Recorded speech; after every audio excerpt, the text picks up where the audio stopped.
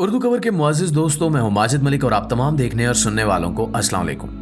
दोस्तों, आज की हमारी वीडियो में हम बात करने जा रहे हैं एक ऐसे स्कैंडल की जिसने कई हजार लोगों की जिंदगियां चीरन कर दी हैं। ये मामला है उन लोन ऐप्स का जो मजबूर और जरूरतमंद अफराद के लिए एक ऐसा ट्रैप बन जाती हैं जिनसे निकलना इनके लिए बेहद मुश्किल हो जाता है और बहुत से केसेस में लोगों के पास खुदकुशी के अलावा कोई दूसरा ऑप्शन नहीं बचता। सोशल मीडिया पर कर्जा देने की बहुत सारी ऑनलाइन ऐप्स मौजूद हैं जो लोगों को छोटे कर्जे फ्राहम करती हैं। डिजिटल कर्जा देने की ये कंपनियां मुख्तलिफ नामों से सोशल मीडिया के मुख्तलिफ प्लेटफॉर्म्स पर मौजूद हैं और इनमें ज्यादातर कंपनियां 10,000 से 50,000 तक कर्जा फ्राहम करती हैं। इन कंपनियों की जानिब से तेज, आसान और बरवक्त तरीकों से कर्जा देने के इश्तिहार हर वक्त सोशल मीडिया पर चलते रहते हैं, जिसमें कर्जा लेने वाले ख्वाहिशमंद अफराद को 1 से 2 दिन में कर्जे की सहूलत देने की पेशकश की जाती है। हैरत अंगेज तौर पर ऑनलाइन कर्जा देने वाली ये ऐप्स पाकिस्तान में प्ले स्टोर पर सबसे ज्यादा डाउनलोड होने वाली ऐप्स में शामिल हैं। पाकिस्तान में डिजिटल कर्जा देने की ऐप्स के बारे में हुकूमती इदारे securities and exchange commission of Pakistan ने इस सिलसिले में अपने तहरीरी मौक़िफ़ के जरिए न्यूज रिपोर्टर्स को बताया कि डिजिटल कर्ज देने वाली कुछ ऐप्स नॉन बैंकिंग कंपनियों से मुंसलिक हैं और इन्हें SECP के जरिए रेगुलेट किया जाता है और बाकायदा इस सिलसिले में इन्हें लाइसेंस दिया जाता है। ताहम बहुत सारी ऐसी ऐप्स बगैर लाइसेंस के काम कर रही हैं जो कि मुकम्मल तौर पर गैर कानूनी है, क्योंकि कर्जा देना एक लाइसेंस याफ्ता अमल है और पाकिस्तान का कानून किसी को निजी तौर पर कर्ज देने की इजाजत नहीं देता। चुनांचे ज्यादातर यही गैर कानूनी ऐप्स ही हैं जो धोखाधड़ी और ब्लैक मेलिंग से वाबस्ता हैं। दोस्तों, दुनिया भर में कंज्यूमर फाइनेंसिंग एक रेगुलेटेड बिजनेस होता है ताकि सारिफ के मुफाद का तहफ़्फ़ुज़ किया जा सके और दुनिया भर में डिजिटल तरीके से कर्ज देने की ऐप्स काम कर रही हैं जो कि आम सार्फिन जो बैंकों से तिजारती कर्जे नहीं ले सकते इनके लिए बहुत फायदा मंद भी होती हैं। लेकिन पाकिस्तान में ज्यादातर ये कंपनियां लोन शार्क बन चुकी हैं, जिसकी वजह यह है कि इनके काम करने के तरीक़ेकार में शफाफियत नहीं है और इनमें से सैकड़ों कंपनियां सिर्फ लोगों को ब्लैकमेल करने और हिरासा करने का काम कर रही हैं। अब सवाल ये पैदा होता है कि कर्ज लेने वाले सार्फिन कैसे इन गैर कानूनी कंपनीज के धोखे में आ जाते हैं। तो इस बारे में जब तहकीकात की गई तो मालूम हुआ कि ऑनलाइन ऐप पर जब कोई सारिफ कर्जे के लिए अप्लाई करता है तो सबसे पहले उसे कंपनी की जानिब से सही मालूमात फ्राहम नहीं की जाती। ऐप में कर्जे की मालियत और उसकी वापसी की जो तफसीलात दी गई होती हैं वो सिर्फ धोखा होता है। चाहे छोटा कर्जा हो या बड़ा, कंपनी 7 दिन बाद इसकी अदायगी का तकाजा शुरू कर देती है, जबकि ऐप में ये 90 दिन लिखा होता है। जब कोई कर्ज अप्लाई करता है तो वो ये समझता है कि इसे 90 दिन के बाद ये कर्जा वापस करना है, जबकि कर्जा मिलने के बाद उसे पता चलता है कि ये 7 दिन के बाद अदा करना है।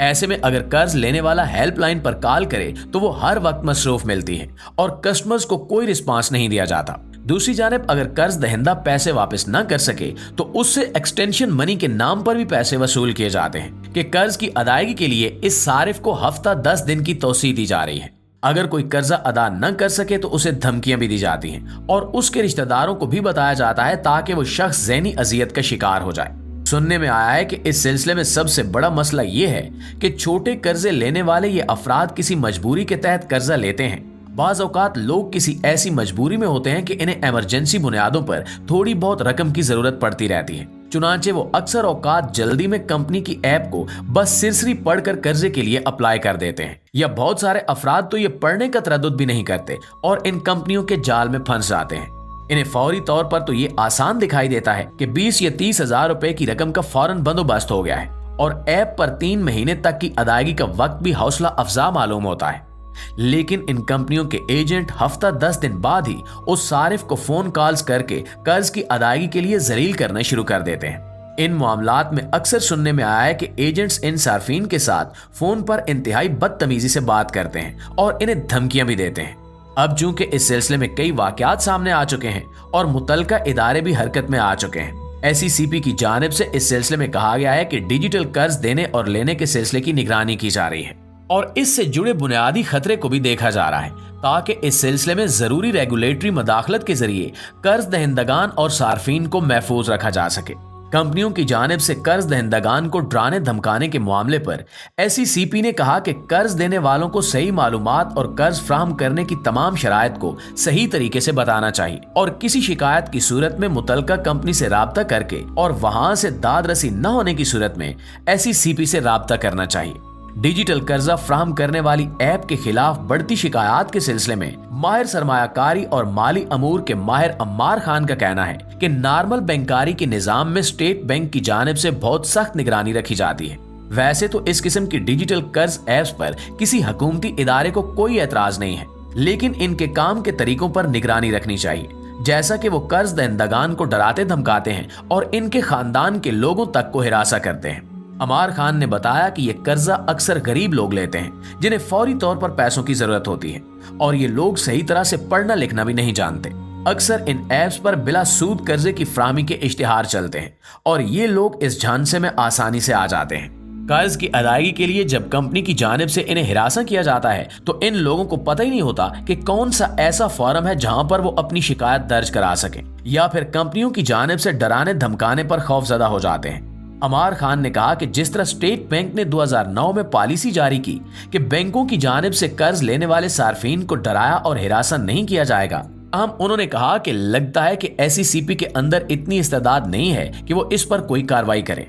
SECP ने इस सिलसिले में अपने मौक़िफ़ में कहा कि इसकी जानिब से लोन शार्क की हौसला शिकनी की जाती है और कर्ज लेने वालों को बार बार बताया जाता है कि कर्ज लेने से पहले तमाम शराइत का बगौर मुतालिया कर लें, जिसमें कर्ज पर सूद, सर्विस चार्जेस और ताखीर से कर्ज की अदायगी पर जुर्माने वगैरह शामिल हैं। SECP इस सिलसिले में इजाफी कवायद व ज़वाबित मुतारिफ करवाने पर भी गौर कर रही है, जिसके जरिए कर्ज लेने वाले अफराद के साथ बेहतर रवैये की हौसला अफजाई की जा सके। नाज़रीन, इस सिलसिले में मजीद तहकीक से मालूम होता है कि पाकिस्तान में डिजिटल प्लेटफॉर्म पर कर्जा देने वाली इन कंपनियों में मकामी के साथ गैर मकामी कंपनियां भी शामिल हैं और ज्यादातर मकामी कंपनियों के साथ चीनी अफराद पर मुश्तमिल इंतजामिया की कंपनियां भी इस सिलसिले में ऑनलाइन प्लेटफॉर्म पर काम कर रही हैं। दूसरी जानिब चीन में ऑनलाइन कर्जा देने वाली कंपनियों पर पाबंदी लग चुकी है। चुनांचे इस बारे में भी तहकीकात होनी चाहिए कि क्या इन ऐप्स के जरिए चीन से डाटा शेयर किया जा रहा है, जबकि चीन में डिजिटल प्लेटफॉर्म के जरिए कर्जा देने वाली ऐप्स पर पाबंदी लगी हुई है।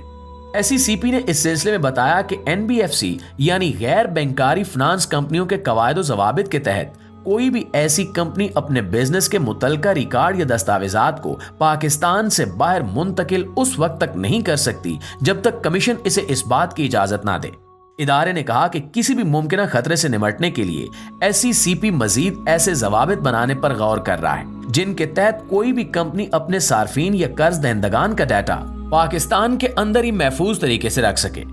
चीन में डिजिटल कर्जा देने वाली कंपनियों पर पाबंदी और पाकिस्तान में इसकी इजाजत पर SECP ने कहा कि कर्जा देना एक कानूनी अमल है और ऐसी ऐप्स के जरिए उन तबकात को कर्जे तक रसाई मिल सकती है जिनकी तिजारती बैंकों तक कर्जों के हसूल की रसाई नहीं होती, क्योंकि ये तबका ज्यादातर उन लोगों पर मुश्तमिल होता है जिन्हें बहुत बड़े पैमाने पर रकम की जरूरत नहीं होती कि वो बैंकों से रुजू करें, जबकि बैंकों के मामलात भी खासे तवील होते हैं और कर्ज मिलने की उम्मीद भी नहीं होती। चुनांचे ऐसे लोगों के लिए ये कंपनियां एक आसान ट्रैप बन जाती हैं। जरूरत इस अमर की है कि कर्जा लेने वाले सारिफ पहले खुद अपनी तरफ से मुकम्मल तहकीक और मालूमात हासिल करें, चाहे कर्ज छोटा हो या बड़ा, इससे मुतल्लिक मुकम्मल इंफॉर्मेशन रखें और फिर अप्लाई करें। और सबसे अहम बात यह कि कंपनी के बारे में भी मुकम्मल जांच पड़ताल करें कि वो रजिस्टर्ड भी है या नहीं। किसी भी किस्म की ब्लैक मेलिंग या हिरासगी की शिकायत फौरी तौर पर मुतल्लिका इदारे तक पहुंचाएं ताकि बाकी लोगों को उस कंपनी के धोखे से बचाया जा सके। जी तो मुआज़िज़ दोस्तों, ये थी हमारी आज की वीडियो।